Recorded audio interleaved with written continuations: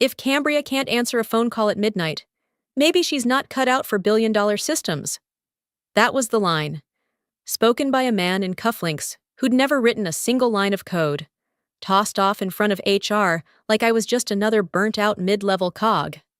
No emergency, no incident, just a missed call at 12:02 a.m. And that call, it wasn't critical. It wasn't even about the system.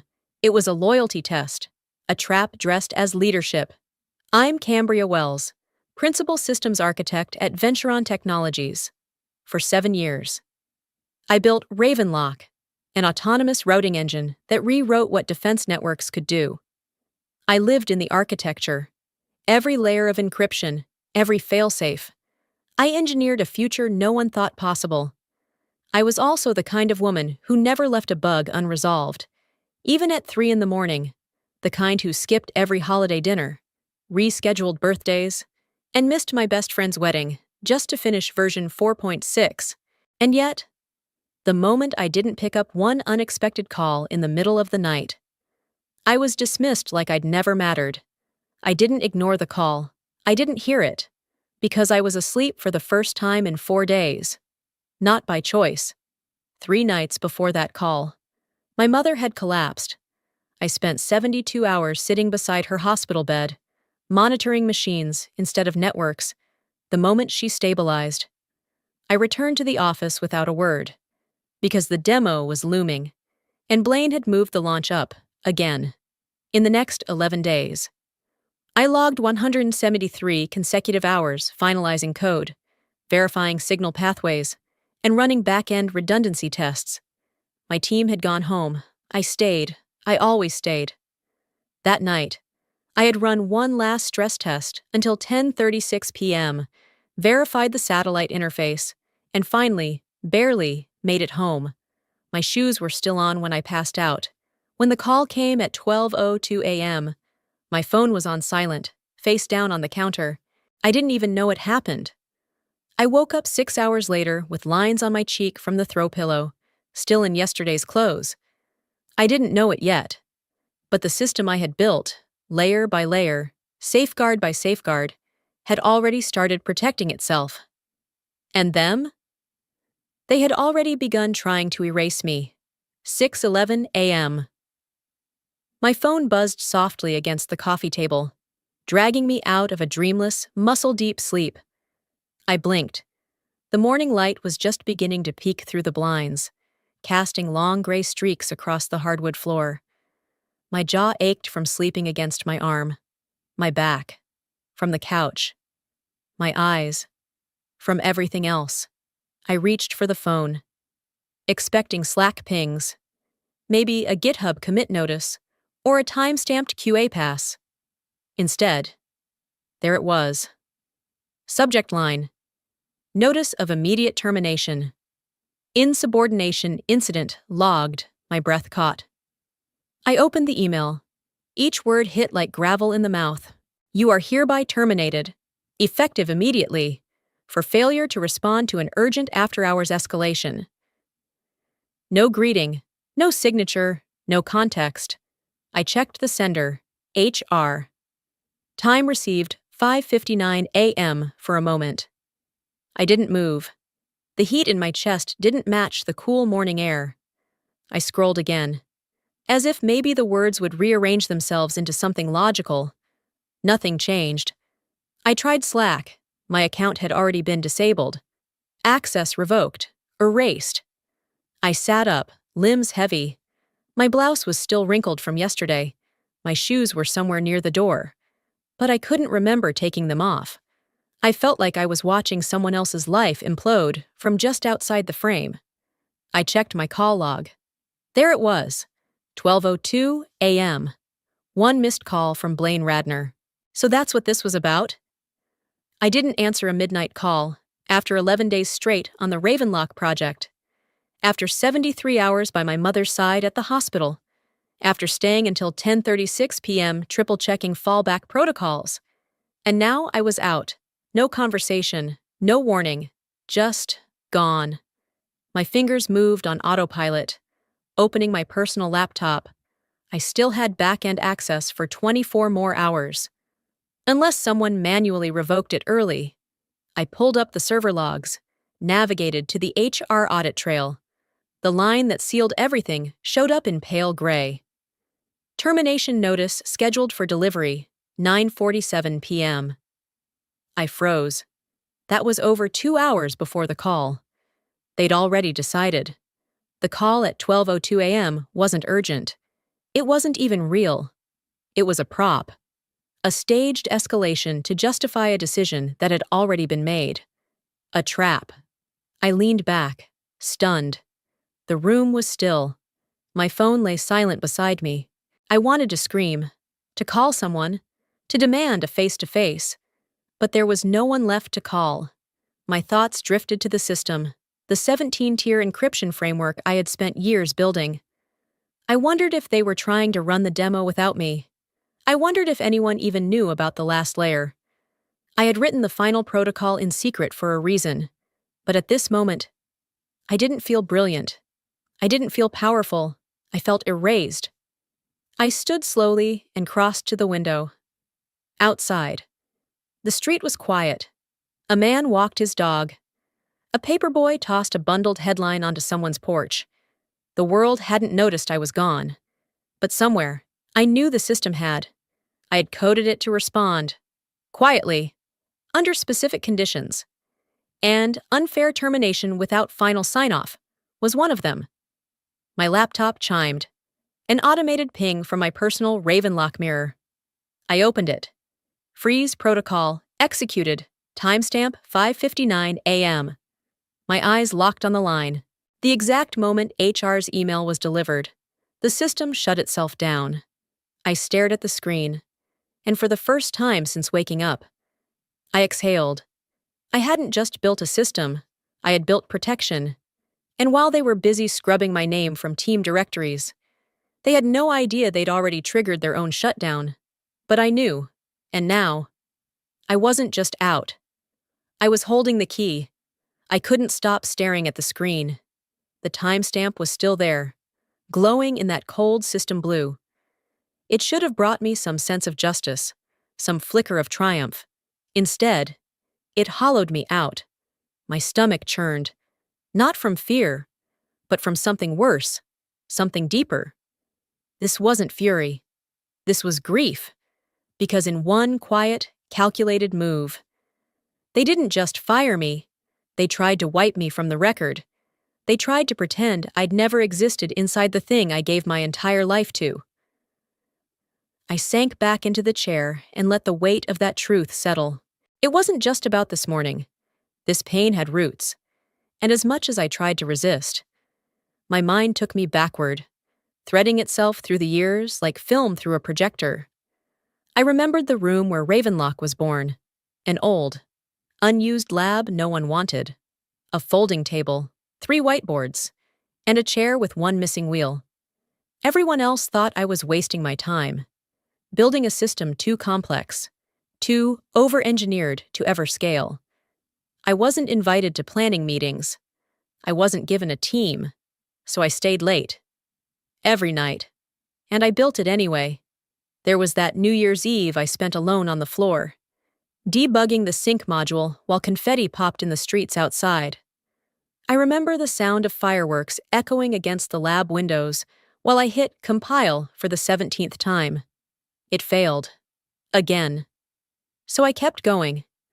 Then there was my 34th birthday. I'd made plans, a real dinner, an actual table reservation, but the routing layer broke 3 hours before I was supposed to leave, and no one else knew how to fix it. So I stayed. I canceled. I missed the cake, the candles, the night entirely. Even when my mother was rushed into heart surgery, I brought my laptop to the ICU. While I waited for news that she was still breathing, I finalized the fallback protocol. I was the one who named Layer 17. No one else knew what it really did. They thought it was just another diagnostic filter, a belt and suspenders kind of thing. But it was more than that. It was my contingency, a private lock on the system's soul, A final heartbeat that would stop everything if the wrong hands ever tried to claim it. But I never told anyone. Not because I was hiding, because I'd already been pushed into enough corners. I remembered when Blaine first arrived. He shook my hand, called me Cam, and then spent the next 2 months referring to me as the back-end wizard whenever investors asked who built Ravenlock. When I suggested we slow down the demo to allow for more simulation testing, he said I was being too careful for our market. When I requested a seat at the table during the defense pitch, I was told they already had someone lined up for optics. And when Layer 17 came up in a review meeting, he called it excessive and academic, said it didn't serve a real-world function. That's when I knew. I smiled, nodded, and agreed to remove it from the mainline deployment. Then I went home that night, rewrote it from scratch, encrypted it, and stored it in a mirror node with my private biometric token. I buried it so deep they'd never know it existed until they needed it. Until now. I looked at my screen again, at the core diagnostic interface I had spent years building. Ravenlock was still pulsing, still alive, but quiet, waiting. It hadn't rejected me, it remembered. Every encrypted layer, every line of logic, every silent decision I made while the world moved on without me. They thought I was replaceable, disposable, forgotten. But I had left my signature in the foundation, not in headlines or launch slides, in code, real, breathing, reactive code. And no matter what they erased from their charts or payrolls, this system, my system, still knew my name. I didn't move right away. After everything I'd just relived, after staring down years of sacrifice coded into a machine, I let the silence stretch. I needed a full breath, just one, to remind myself I was still here, still conscious, still in control. The rage I thought might rise never came. What arrived instead was something far colder, composure. I turned back to my laptop and opened the mirror node, a private interface I'd built years ago to reflect real-time status from Ravenlock's core system without triggering internal alerts. It was like standing behind a two-way mirror, watching the machine breathe. The system map opened in full resolution. 17 layers, 17 rings of logic, nested like a living shell, each one pulsing quietly. Status, stable, except one. Layer 17 was marked, status, locked, protocol, freeze, protocol, active. I clicked deeper into the log feed. A scroll of entries appeared, time-stamped with nanosecond precision. I narrowed my focus to the most recent trigger. There it was. Activation time. 5:59 a.m. I leaned in. 5:59 a.m. The exact moment HR's email had landed in my inbox. I pulled up my inbox again to be sure. Still there. Still 5:59 a.m. The match wasn't accidental. The system hadn't lagged. It hadn't guessed. It had responded. Just as I designed it to. I exhaled, slow, steady, not victorious, but centered. This wasn't revenge. This wasn't sabotage. This was engineering, years ago. When I first embedded the contingency clause into Layer 17, I had written 2 trigger conditions. If I'm terminated unfairly and the company doesn't have my signature on record, the system automatically locks itself. I hadn't coded them in anger. I had coded them in self-defense, because I knew what happened to women like me in tech, especially ones who built something too valuable to be ignored, yet too inconvenient to be kept. And now, the machine I had built, the one I fed with sleepless nights and silent compromises, had made a decision. It had followed the logic I wrote in a hospital waiting room while my mother slept post-surgery.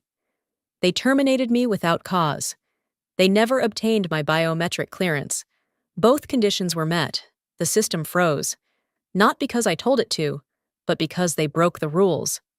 Back on the mirror node, I checked access logs, dozens of entries, all marked with failed attempts to override Layer 17's lock. Most from internal IPs, a few from elevated credentials. None succeeded. They were scrambling. I imagined the chaos. Engineers trying to override subroutines they'd never seen before. Executives calling for emergency meetings without realizing the system was no longer listening. Ravenlock had gone quiet. But it wasn't broken, it was waiting. And I wasn't panicked. I wasn't worried. I didn't even feel triumphant. I just felt still. They thought removing me would go unnoticed. They didn't know that buried beneath all the visible architecture was a quiet little heartbeat, one that didn't ask permission to defend itself. And now that it had, I had no intention of rushing in to rescue them.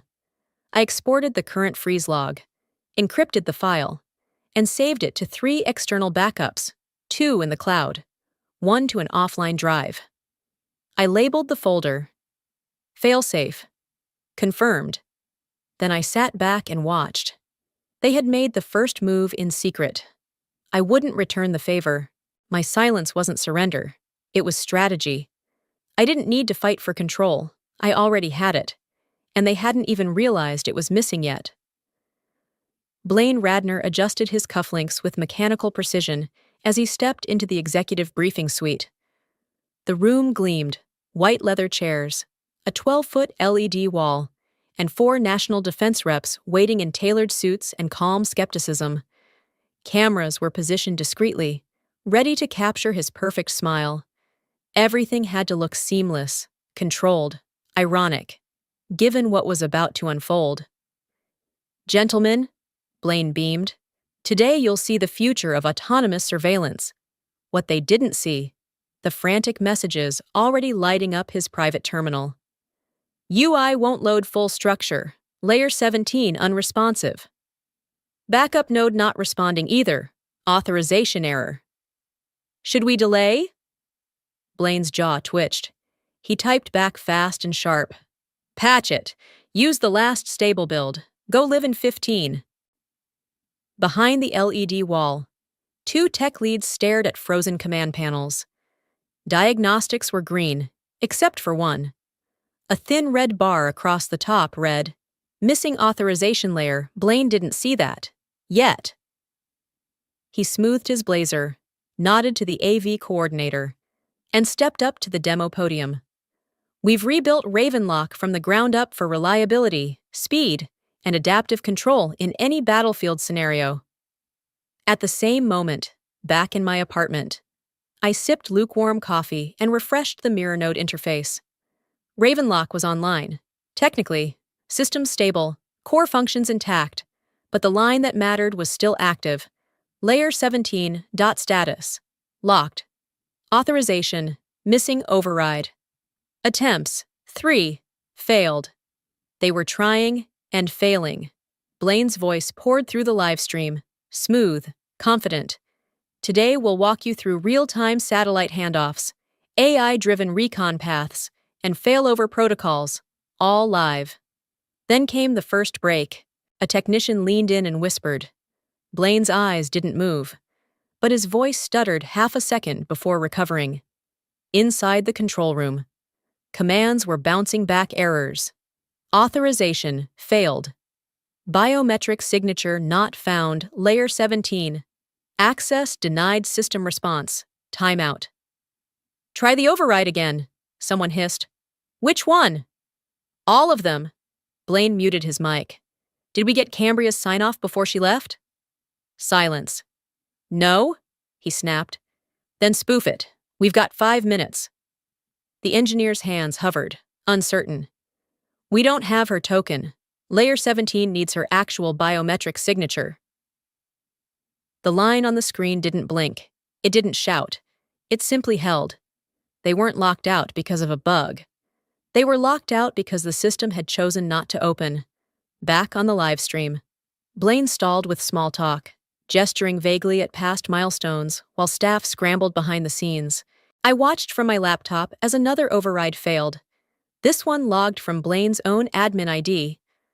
Override attempt 4, 9:57 a.m. Denied. A message appeared on my phone. It was from Logan Kim, one of my old engineers. We'd worked shoulder to shoulder through 3 failed iterations and 2 all-nighters. "They're panicking. Demo's stuck. Blaine's blaming you. Want to talk?"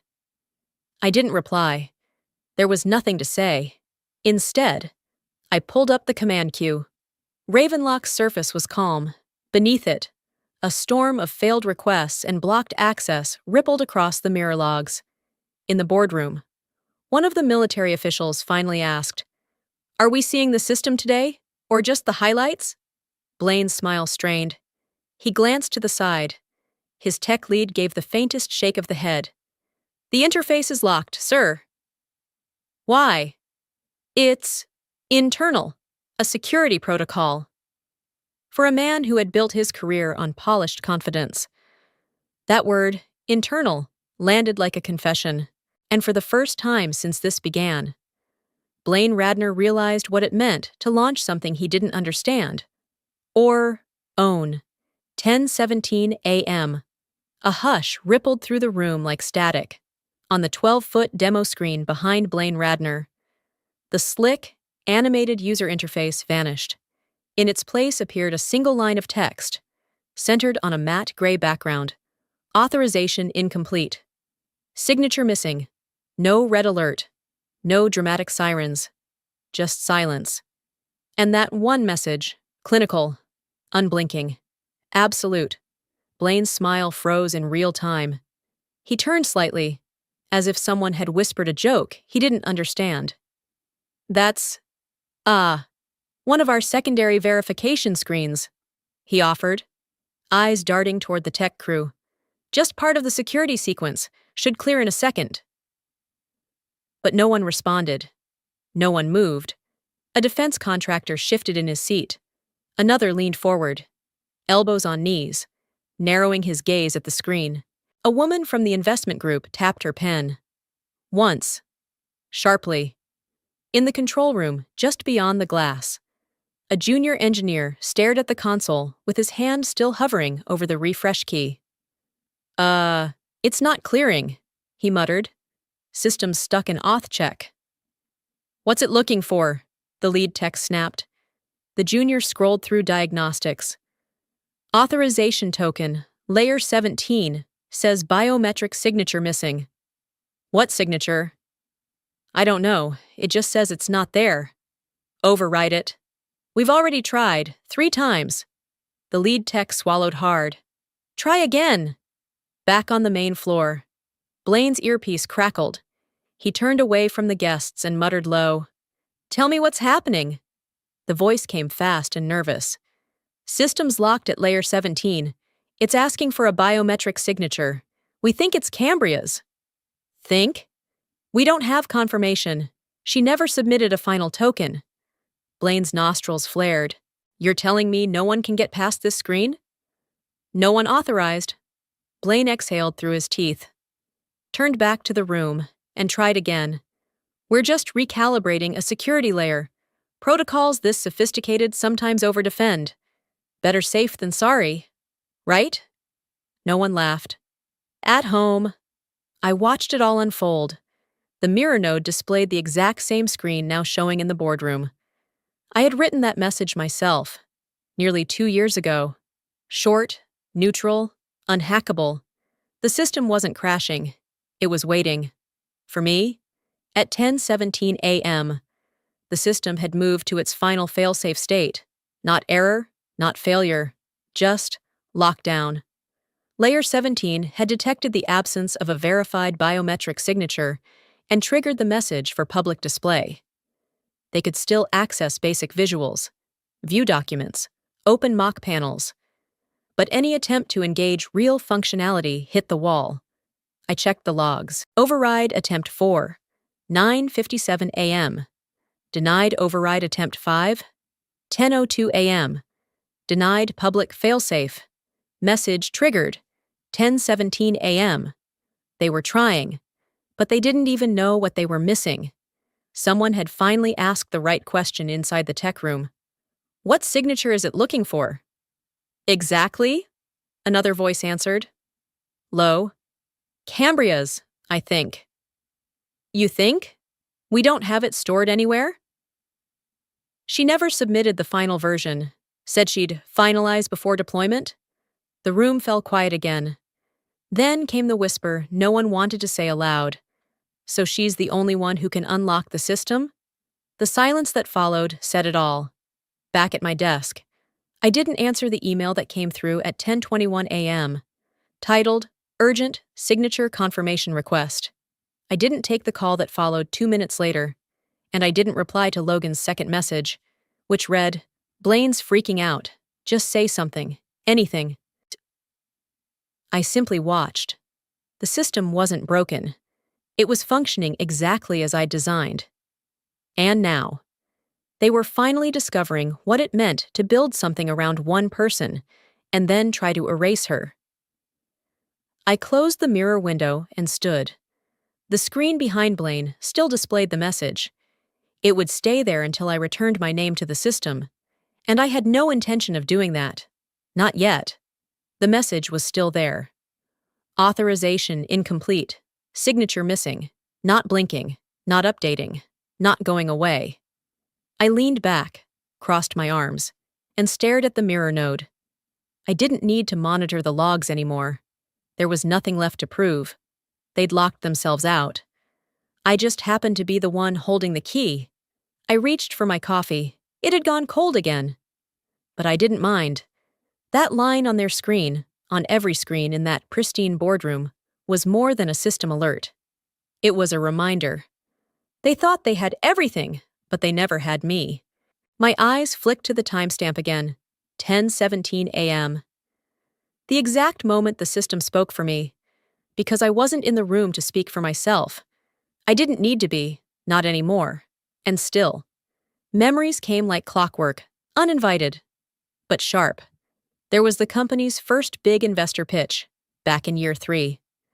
I had built Ravenlock's routing engine from scratch, debugged every nested loop by hand.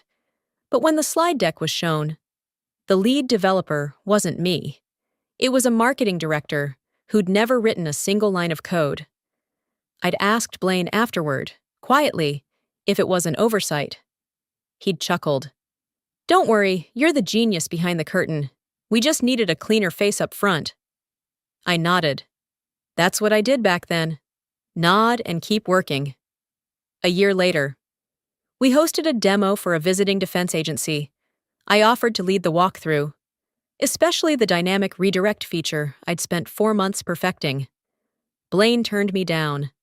Let Tyler handle it. He presents well. Tyler botched it. Of course, said real-time adaptation, when it was actually pre-mapped contingency logic. I had to sit backstage, correcting the logs in real time while he took questions I'd written answers for. Even the team started skipping my name when referencing core systems. I became back-end. Support. Legacy logic. Never architect, never origin. But the clearest memory? It was the one that mattered most. 2 months before this, I was handed a stack of transfer documents from legal, a full IP reassignment, all layers, all components, all rights to be consolidated under company ownership. I read every line twice. There was a clause about core system privileges, vague and sweeping. I asked about layer 17. It wasn't listed. The legal rep said, It's implied. We own the whole tree, I replied. Then write it out. They didn't. I didn't sign. And I never submitted my final biometric token. Layer 17 stayed off the record, off the architecture diagrams, and outside of legal reach. No one pushed back, because no one believed I'd be the one to stand in the way. They assumed I'd fold, like I always had. They were wrong. I looked down at the mirror node. Layer 17. Status. Secure locked authorization. Pending. Owner. Validation. Cambria. Wells. Unconfirmed. I let out a small laugh. Dry. Quiet. More breath than sound. All those meetings where I was told to step aside. All those times I was asked to be a team player. All the credit rerouted. All the erasure dressed as strategy. And now, the thing they tried to own without understanding was out of their reach, because they had never truly seen the woman behind it. They filed me under supporting role, but I had already engraved my name deep into the code, where no PR deck could touch it. I didn't need headlines. I didn't need apologies. They thought they had everything. But they forgot the one layer no one else was allowed to hold. And I never let go. They tried calling me 6 times in under 4 minutes. By the third ring, I muted my phone. By the fourth, I turned it face down on the kitchen table and let the soundless vibration crawl across the wood like a panic too proud to admit it was begging. I didn't answer. Not Blaine, not legal, not the executive assistant who once asked me to order lunch for a meeting I wasn't invited to, even though I'd architected the system they were discussing. At 10:20 a.m., I poured myself coffee. Blaine, I imagined, was probably yelling into a Bluetooth headset. The irony? He didn't know the command hierarchy. He couldn't even distinguish between Ravenlock's control shell and the dynamic routing layer. But he did know how to fire someone. Efficiently, publicly, quietly. And now, his big defense demo had just blinked off the screen at 10:17 a.m. with a message none of them understood. Authorization incomplete. Signature missing. They'd tried to launch it without me. Without my biometric handshake. Without my final layer, layer 17. The part I built. Encrypted. And refused to hand over when they streamlined documentation 3 quarters ago. They thought I was tired. Replaceable. Done. But the system thought otherwise. It had read the termination trigger. It had frozen itself clean. By 10:24, a new name flashed on my phone. Colin Alvarez. I hadn't heard from Colin in almost 4 years. A junior engineer when I was lead architect. Shy. Always stayed late. Once told me I was the only reason he didn't quit during onboarding. I remember sitting beside him when his son was in ICU, walking him through diagnostics for 32 straight hours. I tapped the message open. You stayed 32 hours for me when my son was in ICU. You're not alone. My throat locked. I stared at those words for a full minute. I'd been holding the rage in so tightly all morning.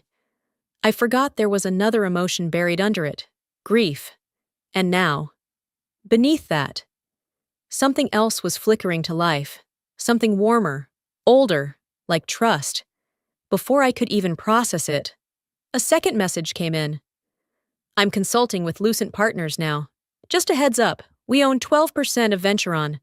They don't know I'm looped into this. I blinked. Lucent Partners. The firm Blaine had been trying to court for their Series E defense expansion.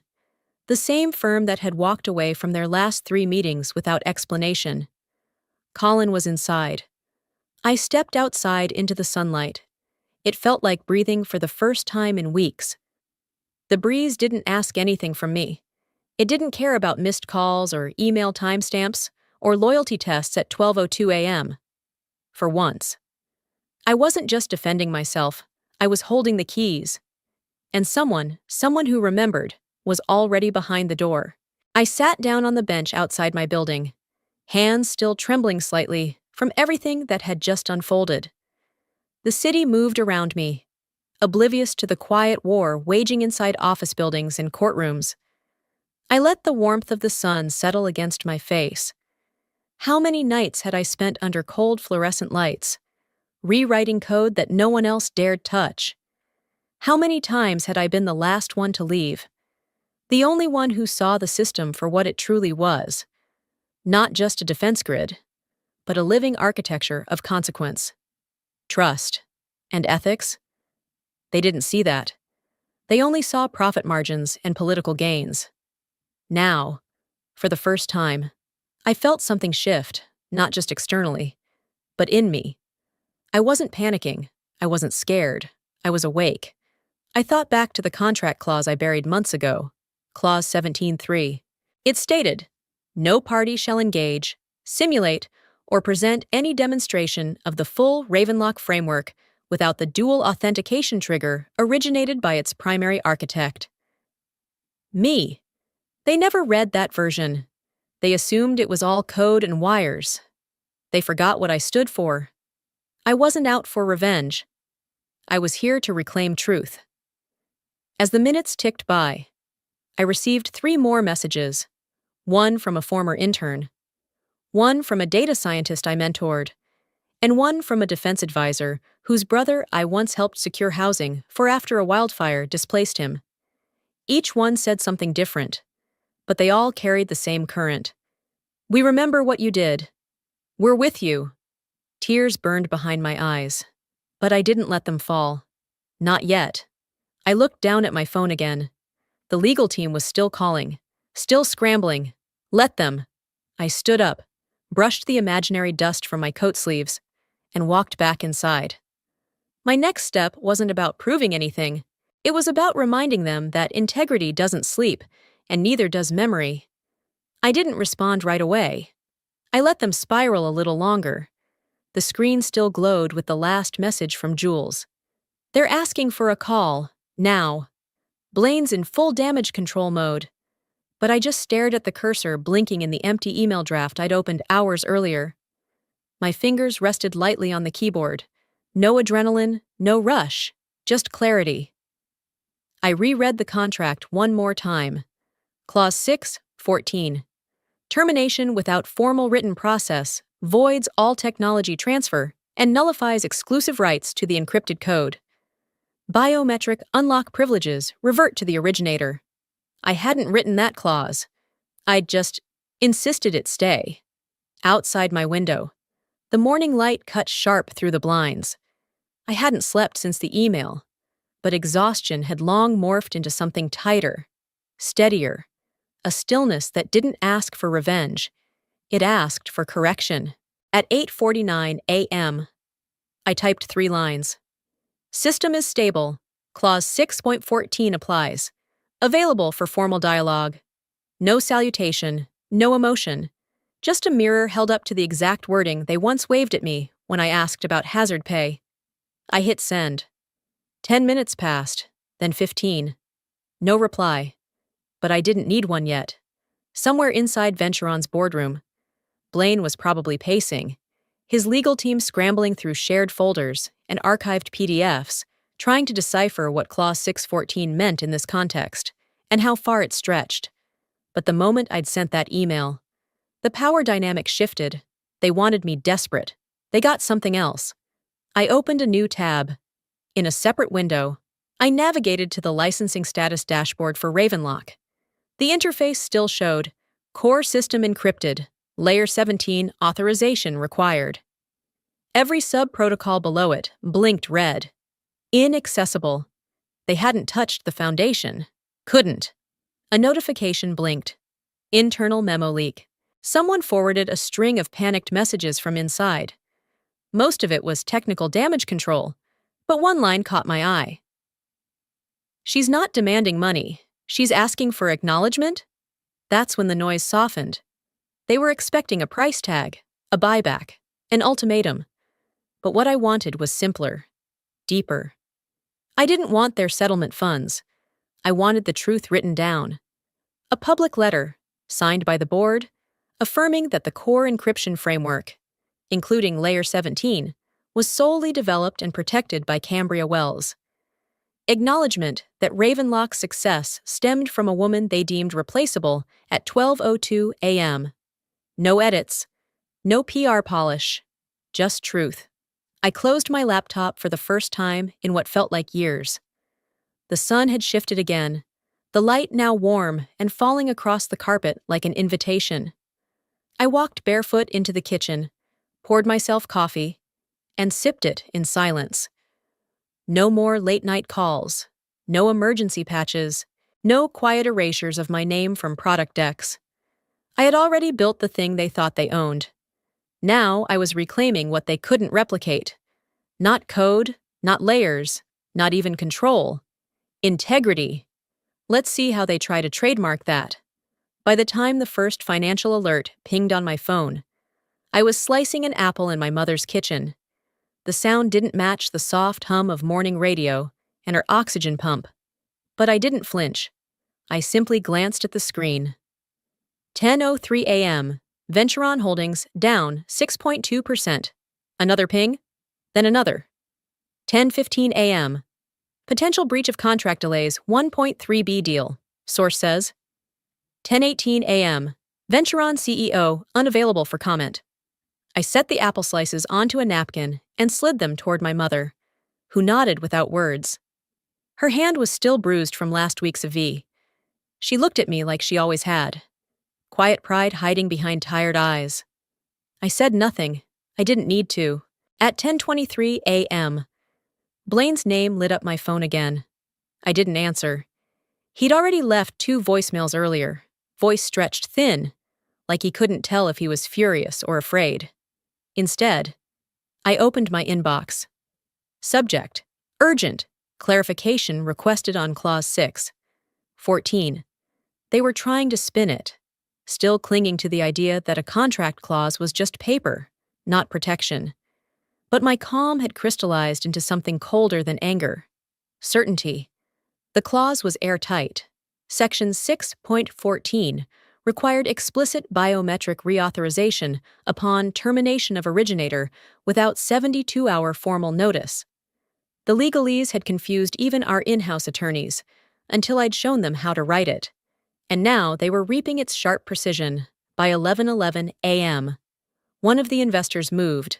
Not just any investor, Calder Birchman, the one who had personally sat across from me during that rainy afternoon strategy session 2 years ago.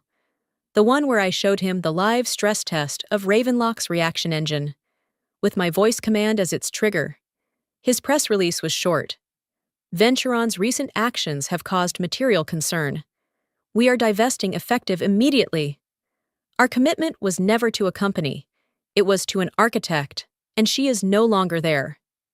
It detonated across newswires like a chain reaction. By 11:27 a.m., shares dropped 11.8%. By 12:44 p.m., they were down 18%. A red slope on every trading dashboard. I didn't refresh the feed. I already knew the math. One by one, the dominoes fell. The Department of Defense quietly removed Venturon from its shortlist. An EU defense partner suspended the pilot review. And that $1.3 billion contract? It sat untouched. Pending internal review? But for me, it wasn't the numbers that mattered. It was the silence, the way the same people who once minimized my presence, who CC'd me on decisions I should have led, were now gasping in boardrooms because I hadn't shown up to save them, because I'd stopped showing up entirely. I poured tea. Steady hands. No shakiness. No vengeance in my pulse. Just a long-awaited exhale. My inbox pinged again. This one wasn't from Blaine or legal. It was from Naomi, Calder's advisor. They'll offer equity. Ignore it. Calder would like a conversation. Privately. I smiled. Barely. Not because I wanted revenge, but because for once, I didn't have to ask for recognition. It arrived fully formed, earned through every late night, every ignored call, every moment I chose code over comfort. Venturon thought they had locked me out. In truth, they had locked themselves in. By 1:05 p.m., the media had a new name trending. Not the CEO, not the board. Me, Cambria Wells, architect, creator, owner of the signature that never came. And now, the name behind the silence that made everything stop. The conference room was colder than usual, not in temperature, but in presence. The kind of silence that clings to the walls long after the shouting stops. They had asked me to come in at 1:05 p.m. for what they called a last opportunity to align. I arrived 2 minutes early. Damien didn't meet my eyes. Blaine sat rigid, tapping his pen against the table in uneven rhythm. A few lawyers were already seated, men in navy suits, their laptops glowing like soft threats. I placed my phone on the table, turned its screen down, and folded my hands in my lap. No need for introductions. They knew who I was now. "We're here to find a solution," said one of the partners. Voice measured. "The market reaction has been significant." 18%, I thought. That's how fast confidence collapses when you realize the system you paraded in front of defense partners is just a locked skeleton. At 12:44 p.m., The third military liaison had postponed negotiations. At 12:58 p.m., the stock dipped again. They still hadn't figured out how the core had been encrypted. Or why. I leaned forward, voice even. I'm open to a solution, but it won't be money, and it won't be silence. That made Damien look up. His eyes were darker than before, but not with anger, with realization. I reached into my bag and slid a single-page printout across the table. A clause from the agreement they'd all signed, Clause 614, highlighted. System is stable, I said calmly. Clause 614 applies. I'm available for formal dialogue. Blaine's jaw flexed. You're seriously invoking that clause over a procedural oversight? I didn't answer the bait. I let the silence thicken until the lawyer nearest him cleared his throat and leaned in. This clause refers to ownership of any independently developed layer, not formally transferred during employment. We were told Layer 17 was company property. I met his gaze. You were told incorrectly. From a slim folder, I produced a second document, dated 2 years ago. This is the registration certificate for Verivol Systems LLC, founded under my mother's name, fully funded, independently developed, and retaining IP rights to the encryption protocol that comprises Layer 17. You registered that while still employed here? Damien asked. I smiled slightly. Yes, and I disclosed it. You just didn't read the fine print because you assumed I was bluffing. A ripple of discomfort spread across the table. One of the partners turned pale. Another minimized his screen and typed furiously into his phone.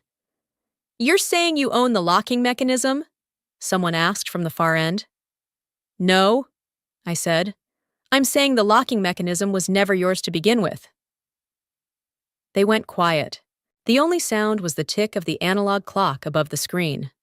Loud now, like it was marking down their leverage, slipping second by second. Then I gave them the real reason I was here. You have 2 options, I said, voice calm but cold. Option 1, we begin formal negotiations.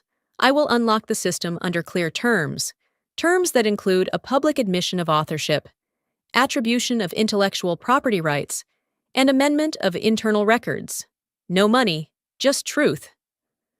And option 2? Damien asked, but I could see it in his face. He already knew. Option 2, I said softly, is that the system self-deactivates in 48 hours, no restart, no recovery, no PR strategy clean enough to explain it. Blaine pushed his chair back. That would destroy our relationship with every defense partner we've cultivated. I nodded. Yes. You'd let it all go just for recognition? My fingers tightened briefly on the armrest. I'm not letting anything go. I'm reclaiming what was never yours to give away. For a moment, no one said anything. A heavy exhale from across the table, a muted ping from someone's laptop. Then Damien stood, jaw clenched, and walked toward the window. When he finally turned back, the look on his face wasn't anger, it was acceptance. We'll draft something, he said. I expect it by 9:00 a.m. tomorrow, I replied. And just like that, the meeting was over. As I stepped out into the hallway, the door clicked shut behind me like punctuation. I didn't rush, I didn't smile, but inside me, something shifted, something long buried under years of being overlooked and overwritten. I hadn't taken revenge. I had restored the record, and that was enough. For now. They called again at 8:30 a.m. This time, it wasn't Blaine. It was the newly appointed external counsel. Trying to sound conciliatory, measured, like someone who hadn't spent the last 36 hours watching a billion-dollar project bleed value through every open channel. I didn't answer. By 9:15 a.m., the last of the formal documents had been signed. Not theirs, mine. The ones I'd been quietly preparing for over a year. Under a name that never once appeared in Ravenlock's project files. A name that meant something more than rank or pay grade. Leora Thorne LLC, my mother's name. The one they never saw coming. By 10:00 a.m., I stood outside a different building entirely. The sun was brighter here, softer on the concrete. The company that welcomed me wasn't a tech giant or military contractor. It was a lean, deliberately quiet innovation lab based out of Vermont. They didn't care for empire building. They cared about ethics, about longevity, about honoring the ones who built the foundation. The CEO met me at the door. She didn't extend a hand immediately. She simply said, "You've done enough proving Cambria. We're here to make sure no one erases that again." Inside, I handed over a secure copy of Layer 17. This time, I used my full biometric signature, verified against the LLC's protected intellectual property bank. The screen blinked, then displayed a quiet green. Access granted. Owner verified. No one asked me to justify anything. No one asked why I hadn't signed it over before. By 11:12 a.m., I walked the halls of their facility. A modest team was preparing a secured room for Ravenlock's relaunch under a new name. I wasn't there as a consultant. I wasn't temporary, or borrowed, or conditionally trusted. I was listed on the entry clearance form as Chief Architect Cambria Wells. By 12:25 p.m., someone wheeled in a brushed metal plaque and placed it at the entrance to the dev floor. The letters were clean, evenly spaced, like they had existed long before today. I ran my fingers across the engraving once, then twice. Chief Architect, Cambria Wells. We protect the people who build the system. Not thank you. Not Employee of the Month. Not some perfunctory bronze token. Just the truth. The people who knew what it cost. The nights in ER waiting rooms. The calls missed. The vacations canceled. The code built from grief and grit. They were the ones who insisted it be carved that way. I didn't speak for a moment. I just stood there. I thought I might feel triumphant, vindicated, maybe even a bit smug. But what I felt was something quieter, something sturdier, like walking out of a storm barefoot and finding that the ground beneath you had always been solid. You just forgot to look down. By 1:00 p.m., I received a short email from Blaine. I didn't read the body. I just saw the subject line, Subject, Apology and Resolution Proposal. I deleted it, not out of spite, out of finality. There would be no resolution, not on their terms. They had control, for a moment, but they never had the vision, the integrity, the ownership. They didn't even have the system anymore. At 1:08 p.m., a junior engineer from the new team tapped on my office door. She was holding a tablet, eyes wide. "I ran the new deployment diagnostics," she said. "And this is incredible. Did you really embed a full reactive audit trail in the heartbeat layer?" I smiled. "I did. 8 years ago." She looked at me like I'd just told her time could bend. And maybe, in a way, it could. They took my title, my access, my job. But I took back something deeper, something no resignation email, no boardroom betrayal, no midnight firing could erase. I took back my name. And this time, it wasn't signed beneath someone else's logo. This time, it stood alone.